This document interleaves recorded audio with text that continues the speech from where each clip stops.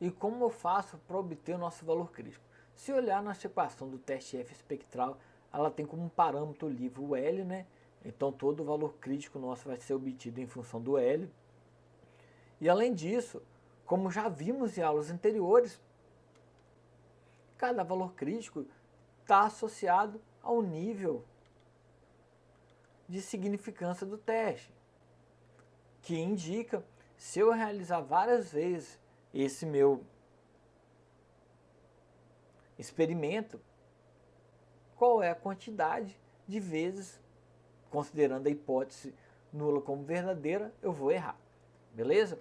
Então, na nossa função do nosso valor crítico aqui, eu vou utilizar o parâmetro L, que esse parâmetro é o número de vizinhas, de frequências vizinhas utilizado no teste F espectral. O alfa é o nosso nível de significância. E para estimar o nosso alfa, usando nossa metodologia, eu vou utilizar o Monte Carlos. Então, o Monte Carlos, a ideia do Monte Carlos, eu realizo várias vezes os experimentos e a partir dessas amostras minhas, né, do nosso detector, o teste F espectral, eu estimo o nível de significância.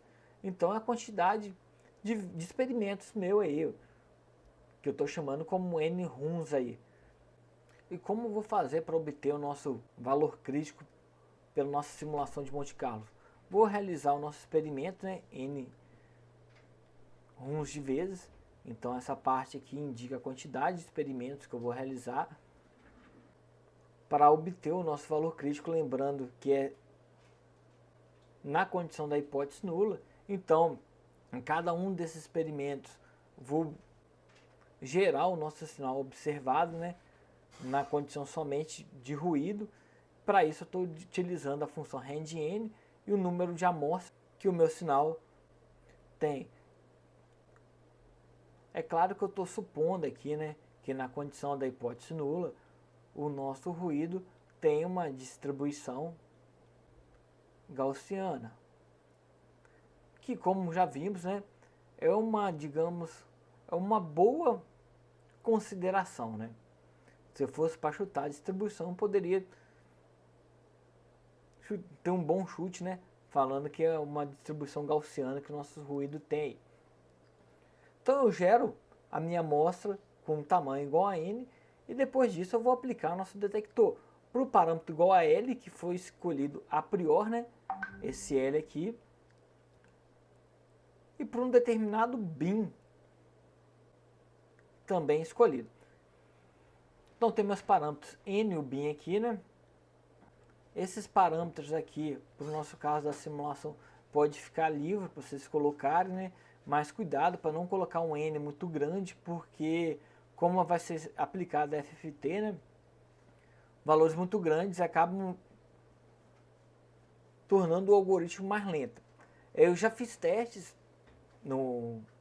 antes e já observamos que um valor igual a 32 foi o menor valor que nós conseguimos utilizar sem ter perdas significativas na estimativa do nosso valor crítico aí. E o bin, você pode utilizar qualquer número, né, entre o n, tomando cuidado de não utilizar os valores da frequência de Nernst, que é o valor 1 e n dividido por 2, mais 1, evitar esses pontos aí. E além disso tem a questão do L, né, que tem alguns pontos aí que não é definido, alguns bins de frequência, quer dizer, desculpa aí, que não é definido o nosso teste F espectral. Por exemplo, se eu usar o bin aqui, ó, o bin 5, e usar um L igual a 12, por exemplo, eu vou pegar 6 frequências do meu lado esquerdo e 6 frequências do meu lado direito, né? E aqui vamos ver que vai passar do nosso bin 1, que é o menor índice do nosso vetor, então vai acusar um erro aí no nosso código, então só tomar esse cuidado aí. Enquanto aí você pode escolher à vontade esses valores aí que não vai fazer diferença nenhuma. Beleza? Então para cada um desses experimentos aqui eu gero um vetor e aplico o nosso teste F espectral, e aqui eu vou armazenar o valor do nosso teste. Eu vou realizar isso várias vezes nos experimentos e no final, né, eu tenho o RD, que é um vetor, que esse vetor tem a dimensão n runs, sendo ainda ele o resultado, né, do nosso teste F espectral para hipótese nula. Então, a partir dessas minhas amostras aqui, nesse meu vetor, eu calculo o valor crítico de Monte Carlo, né, pegando o pontilho por um nível de significância, por uma porcentagem, né, 1 menos o nosso nível de significância, que seria o nosso alfa aqui. Beleza? Então, assim eu consigo obter um valor crítico nosso por Monte Carlo. O valor teórico para o teste F espectral é conhecido. O que isso quer dizer? Que eu sei a distribuição, né, do teste F espectral na condição da hipótese nula. Essa distribuição, eu não vou entrar em detalhes, mas segue uma distribuição F com os graus de liberdade 2,2 Ls. Então, a partir dessa minha distribuição, eu posso obter o valor teórico também, né? Que é dado pela nossa função inversa da função f, por um valor p, 1 menos o alfa, e os 2 graus de liberdade aqui. Se a nossa simulação de Monte Carlo está correta, né? Espera-se que esse valor, para um rumos tendendo ao infinito, né, convija para esse valor teórico aqui. E é claro que esse valor teórico aqui é muito mais rápido de se obter do que o valor de Monte Carlo, né? Só que eu já estou usando Monte Carlo que vão chegar em condições que nós não vamos ter o conhecimento dessa distribuição, né?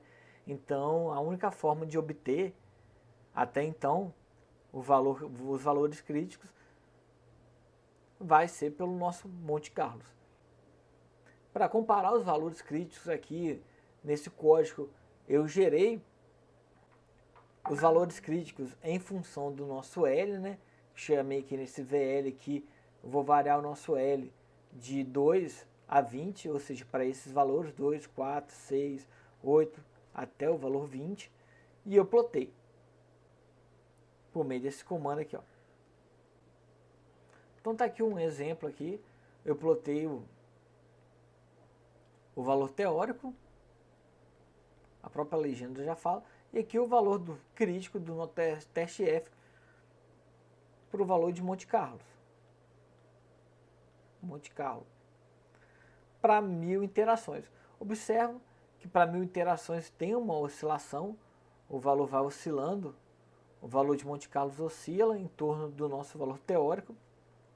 Agora, a mesma simulação, eu vou aumentar o número de runs, aqui no caso do exemplo para 10.000, então é claro que vai demorar mais, mas dá para notar que o valor teórico e o valor de Monte Carlo estão convergindo. E para 30.000, né, já está quase começando a cravar o valor de Monte Carlo com o nosso valor teórico.